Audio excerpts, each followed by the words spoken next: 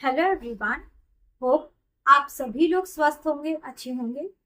आज इस वीडियो में हम कुछ टिप्स के बारे में जानेंगे जिससे आप अपने पाचन तंत्र को, अपने डाइजेस्टिव सिस्टम को स्ट्रॉन्ग कर पाएंगे। डाइजेशन को आप अपने सुधार पाएंगे। जब भी हमारा डाइजेस्टिव सिस्टम सही नहीं होता है, डाइजेशन में दिक्कत आती है, तो कई प्रॉब्लम्स जैसे कि पेट फूलना, पेट में जलन होना, एसिडिटी की प्रॉब्लम होना, कॉन्स्टिपेशन की प्रॉब्लम होना, ये सारी प्रॉब्लम्स हो सकती हैं। और जब भी ऐसी कोई दिक्कत आपके पेट में होती है तो आप तुरंत एसिलॉक खाते हैं, डाइजिन पीना स्टार्ट कर देते हैं, या फिर जो हिंगोली होती है वो खाने लगते हैं। तो क्या ये सारी चीजों से आपके पेट की जो दिक्कत है वो ठीक हो जाती है? क्या इससे आपका जो डाइजेशन सिस्टम है वो सही हो जाता है, वो स्ट्रांग हो जाता है? बिल्कुल भी नहीं। ये सारी चीजें लेने से आपको टेम्परेरी रिलीफ तो मिल सकता है, कुछ टाइम के लिए आपको पेट में आराम मिल जाता है, लेकिन कुछ टाइम के बाद ये सारी प्रॉब्लम आपको दोबारा से होने लगती है, क्योंकि आपकी जो मेन दिक्कत है, जो डाइजेस्टिव प्रॉब्लम है, आपका जो डाइजेस्टिव सिस्टम वो सही नहीं है, पाचन तंत्र में जो दिक्कत है, वो ये सारी चीजों से आपको टेम्परेरी रिलीफ तो दे जाता है, आपको कुछ टाइम के लिए आराम तो मिल जाता है, लेकिन लॉन्ग टर्म के लिए परमानेंटली आपको सही करने के लिए, स्ट्रॉन्ग रखने के लिए क्या क्या चीजें करनी चाहिए, ये सारी चीजें आज हम इस वीडियो में आपके साथ समझेंगे। तो वीडियो को आप लास्ट तक जरूर देखिए। और अगर आप हमारे चैनल पर आज नए हैं, अभी तक आपने हमारे चैनल को सब्सक्राइब नहीं किया है, तो आप हमारे चैनल को सब्सक्राइब कर लीजिए और साथ ही साथ आप बेल आइकन जरूर क्लिक करिए ताकि आगे आने वाली वीडियोस के नोटिफिकेशंस आप सभी तक पहुंचते रहें। मैं डॉक्टर शुभी कुपरेले पस्तोर आज आप सभी के साथ इस वीडियो के माध्यम से आसान भाषा में और डिटेल में सारी टिप्स के बारे में समझाने की कोशिश करूंगी, ताकि आपके जितने भी डाउट्स या क्वेश्चंस हो इस टॉपिक से रिलेटेड कि कैसे हम अपने डाइजेशन को, हम अपने पाचन तंत्र को सुधार पाएंगे, ये सारी चीजें अच्छे से क्लियर हो पाए। तो चलिए शुरू करते हैं और समझते हैं। तो सबसे पहला तरीका होता है अपनी डाइट में फाइबर को बढ़ाना। डाइटरी फाइबर हमारे डाइजेस्टिव सिस्टम के लिए बहुत ज़्यादा अच्छे होते हैं। अगर आप अपनी डाइट में फाइबर रिच डाइट लेते हैं तो वो आपके डाइजेस्टिव सिस्टम को स्ट्रॉन्ग बनाते हैं। फाइबर दो टाइप के होते हैं, सॉल्युबल और इनसॉल्युबल। सॉल्युबल फाइबर्स जो पानी में घुल जाते हैं और इनसॉल्युबल फाइबर्स जो पानी में घुलते नहीं हैं, और ये आपके डाइजेस्टिव ट्रैक, आपके आंतों को, पेट से जो गंदगी है उसको साफ कर देता है और आपके आंतों में जो अच्छे, जो जरूरी बैक्टीरियाज हैं उसको बढ़ाने में बहुत ज़्यादा इंपॉर्टेंट रोल प्ले करता है। तो अगर आप फाइबर रिच डाइट लेते हैं, डाइटरी फाइबर्स अपनी डाइट में ज़्यादा बढ़ाते हैं, तो इससे आपका जो पाचन तंत्र है वो मजबूत होता है। फाइबर्स हमारे डाइट में आप वेजिटेबल्स से, फ्रूट्स से, दाल होती हैं, ये सारे रिच फूड्स होते हैं, फाइबर रिच फूड्स होते हैं। और अगर आप अपने डाइट में डेली इन्हें शामिल करते हैं तो इससे आपका जो पाचन तंत्र है, जो डाइजेशन है, वो सही होता है, उसमें सुधार आता है। दूसरा तरीका होता है च्युइंगम चबाना। जी, अब आप सोच रहे होंगे कि च्युइंगम चबाने से जो पेट में जलन हो रही है, जो हमें एसिडिटी की प्रॉब्लम होती है, डाइजेशन की जो प्रॉब्लम हो रही है, उससे इसका क्या लिंक है? च्युइंगम चबाने से आपके जो दिक्कत होती है, जो पेट में दिक्कत होती है, जो डाइजेशन प्रॉब्लम है, उसमें आपको बहुत ज़्यादा फायदा मिलता है। आप ये फायदा आपको कैसे मिलता है? जब भी आप च्युइंगम चबाते हैं, च्युइंगम चबाने की वजह से हमारा मुंह जो है वो सलाइवा ज़्यादा बनाता है, और सलाइवा का जो नेचर होता है वो एल्कलाइन होता है, यानी कि ये आपके पेट के जो एसिड होता है उसको न्यूट्रलाइज कर देता है। जब भी आप बहुत ज़्यादा च्युइंगम चबाते हैं, च्युइंगम चबाने से जो सलाइवा ज़्यादा बनता है वो जो पेट में जाता है, तो पेट के जो एसिड होता है उसको शांत कर देता है, पेट के एसिड को न्यूट्रलाइज कर देता है। खाने की नली में जो एसिड की वजह से होने वाली प्रॉब्लम है उसको शांत कर देता है। तो अगर आपको हैवी मील, बहुत ज़्यादा हैवी मील खाने के बाद एसिडिटी की प्रॉब्लम होती है, हार्ट बर्न की प्रॉब्लम होती है, सीने में और पेट में जलन होती है, तो च्युइंगम चबाने की वजह से जो सलाइवा बनता है वो इस चीज़ को शांत कर देता है और आपको इससे फ़ायदा मिलता है। तो अगर आपको भी ये प्रॉब्लम होती है, हार्ट बर्न की प्रॉब्लम होती है या एसिडिटी की प्रॉब्लम होती है हैवी मील के बाद, तो आप शुगर फ्री च्युइंगम चबा सकते हैं। इससे आपके जो डाइजेशन प्रॉब्लम है उससे आपको फ़ायदा मिलता है। अब तीसरा तरीका है अपने डाइजेस्टिव सिस्टम को स्ट्रॉन्ग रखने का, कम खाना खाना। अब कम खाना खाने का मतलब ये नहीं है कि आपको भूखा रहना है, क्योंकि भूखा रहना भी डाइजेस्टिव सिस्टम के लिए सही नहीं रहता है, ये भी आपके लिए बुरा रहता है। तो आपको बहुत ज़्यादा एकदम से ओवर मील, हैवी मील नहीं लेनी, बहुत ज़्यादा एकदम से नहीं खाना है और आपको भूखे भी नहीं रहना है। आपको सही मात्रा में, सही तरीके से आपको कम कम करके ही खाना खाना चाहिए। ये उन लोगों के लिए है जिन्हें ओवर खाना खाने की वजह से ब्लोटिंग की दिक्कत, इंडाइजेशन की प्रॉब्लम होती है। अगर आप सही मात्रा में खाना खाएंगे, आप ज़्यादा एकदम से बहुत ज़्यादा नहीं खाएंगे, तो आपका जो पाचन तंत्र है वो सही रहेगा। डाइजेशन सिस्टम, जो डाइजेस्टिव सिस्टम है आपका, वो सही तरीके से काम करता है। खाना आपका सही तरीके से पचेगा। आपको खाना अपने जो पेट है उसकी कैपेसिटी के हिसाब से 1/3 आपका, जो आपका पेट की कैपेसिटी है उसका 1/3 आपको सॉलिड खाने के लिए, यानी कि जो आप दिन भर में रोटी दाल सब्जी चावल खा रहे हैं 1/3 उसके लिए रखना चाहिए।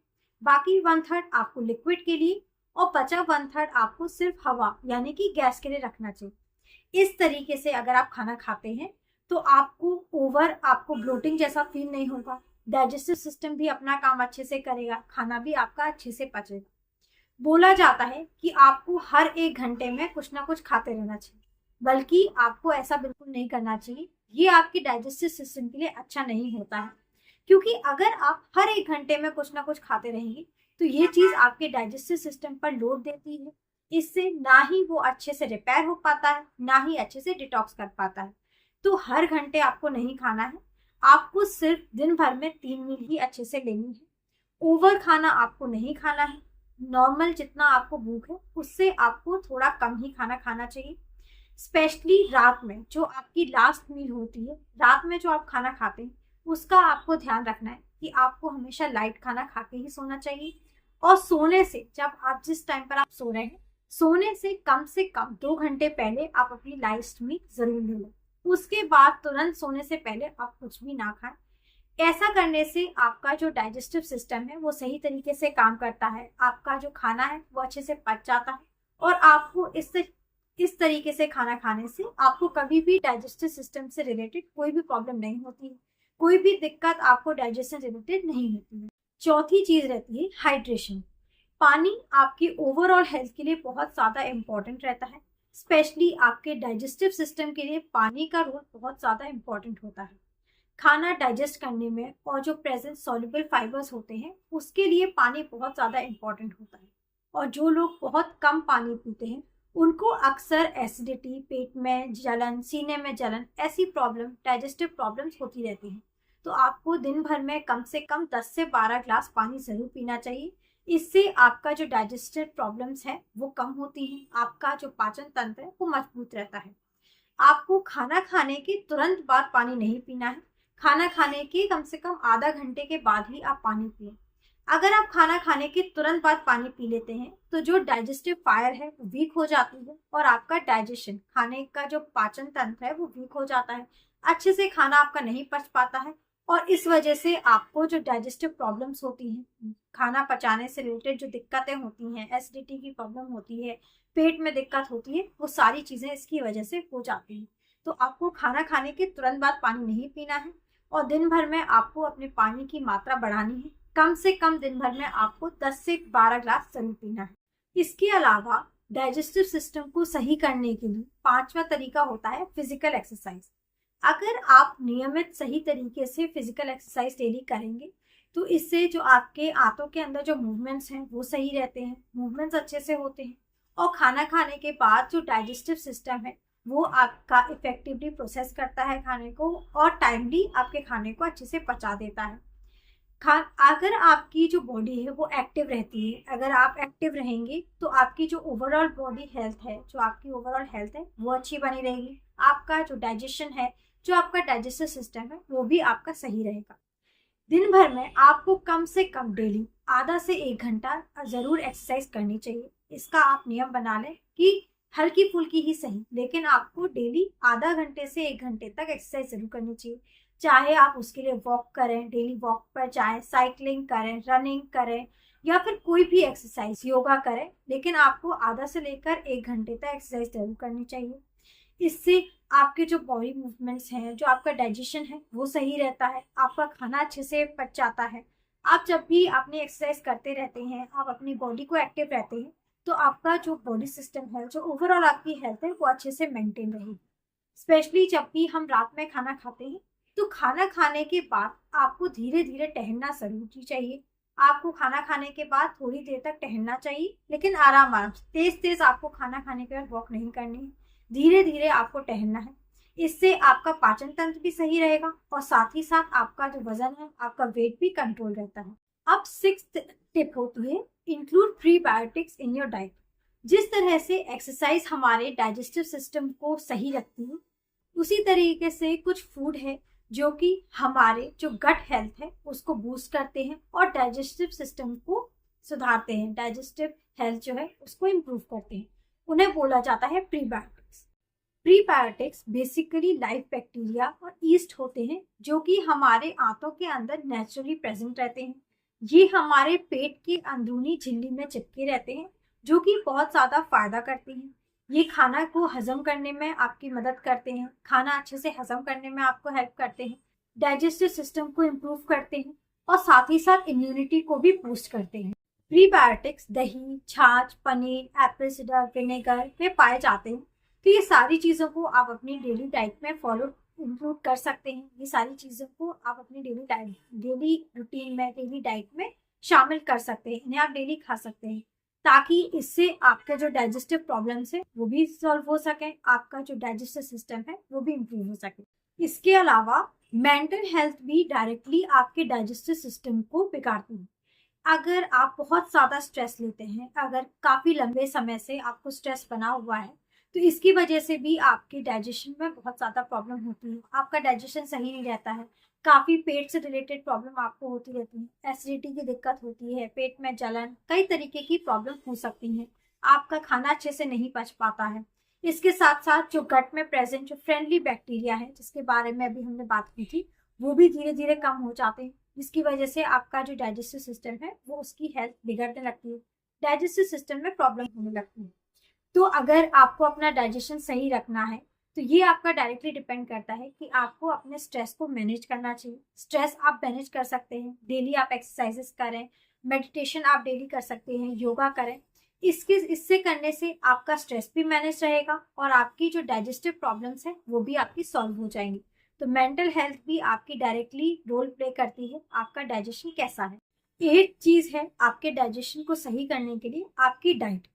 आपको अपनी डाइट पे बहुत ज़्यादा ध्यान रखना चाहिए, क्या चीज़ आपको सूट करती है, क्या चीज़ आपको सूट नहीं करती। क्योंकि ऐसा ज़रूरी बिल्कुल नहीं है कि आपके साथ कोई खाना खाने बैठा है तो जो चीज़ अब वो खा रहा है, जो चीज़ उसको सूट कर रही है, ज़रूरी नहीं है कि वही खाना आपको भी सूट करे। कई लोगों को डेयरी प्रोडक्ट से प्रॉब्लम होती है, जो लैक्टोज इंटॉलरेंस होते हैं, वो दूध के प्रोडक्ट्स वो लोग नहीं खा पाते हैं, लेकिन वही चीज़ अगर आप खाते हैं तो आपको उससे कोई दिक्कत नहीं होती। बहुत लोग होते हैं जिन्हें थोड़ा सा भी स्पाइसी खाना खाने से एसिडिटी की प्रॉब्लम हो जाती है, हार्टबर्न की जलन होती है, पेट में सीने में जलन होती है। और वहीं अगर आप बहुत ज़्यादा भी स्पाइसी खा लेते हैं तो आपको कोई दिक्कत नहीं होती। तो ये चीज़ें आपको खुद से नोटिस करनी है कि क्या चीज़ आपको नुकसान कर रही है, क्या चीज़ आपके लिए फ़ायदा कर रही है, क्या खाने में आपको सूट नहीं कर रहा है। तो वो सारी चीज़ों को आपको अवॉइड करना है।